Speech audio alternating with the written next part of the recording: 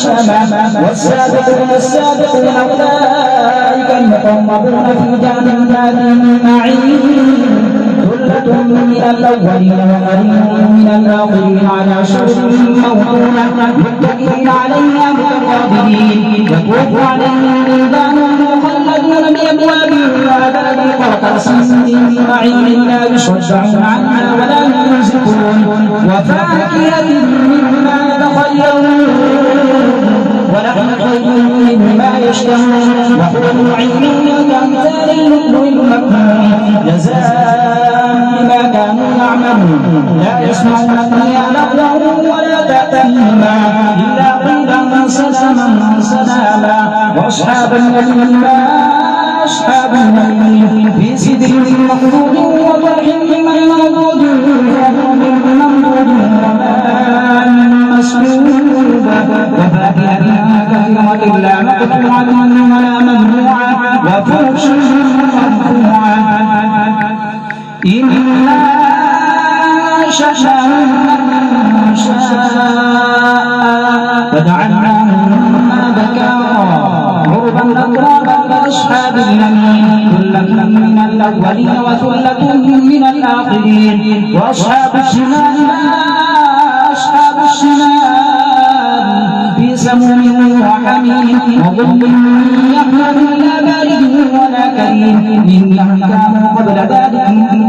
مترفين وكانوا يصرون على الحنث العظيم وكانوا يقولون إذا متنا وكنا ترابا وعظاما أئنا لمبعوثون أو آباؤنا الأولون قل إن الأولين والآخرين لمجموعون إلى ميقات يوم معلوم ثم إنكم أيها الضالون المكذبون لآكلون من شجر من زقوم ومالئون منها البطون فشاربون عليه من الحميم فشاربون شرب الهيم هذا نزلهم يوم الدين نحن خلقناكم فلولا تصدقون أفرأيتم ما تمنون أأنتم تخلقونه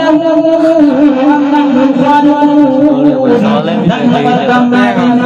قدرنا بينهم على أن نبدل أمثالكم وننشئكم فيما لا تعلمون ولقد علمتم النشأة الأولى فلولا تذكرون أفرأيتم ما تحرثون أأنتم تزرعونه أم نحن الزارعون لو نشاء لجعلناه حطاما فظلتم تفتكرون إنا لمغرمون بل نحن محرومون أفرأيتم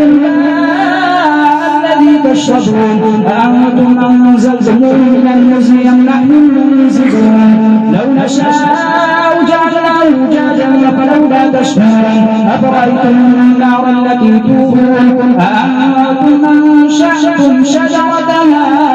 أم نحن المنشئون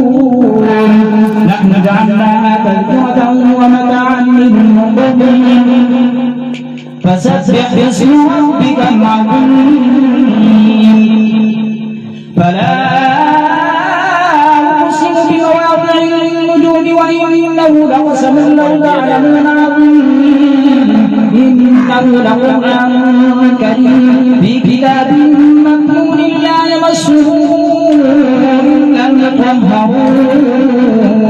تنزيل من رب العالمين أفبهذا الحديث أنتم مدهنون وتجعلون رزقكم أنكم تكذبون فلولا إذا بلغت الحلقوم وأنتم حينئذ تنظرون ونحن أقرب إليه منكم ولكن لا تبصرون فلولا إن كنتم غير مدينين تنطعونها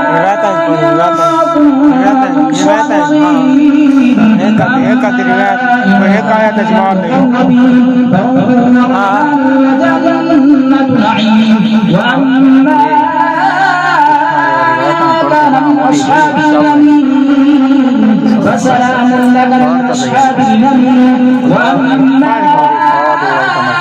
كان من المكذبين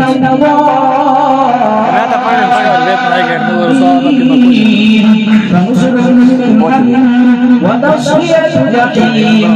إن هذا لهو حق اليقين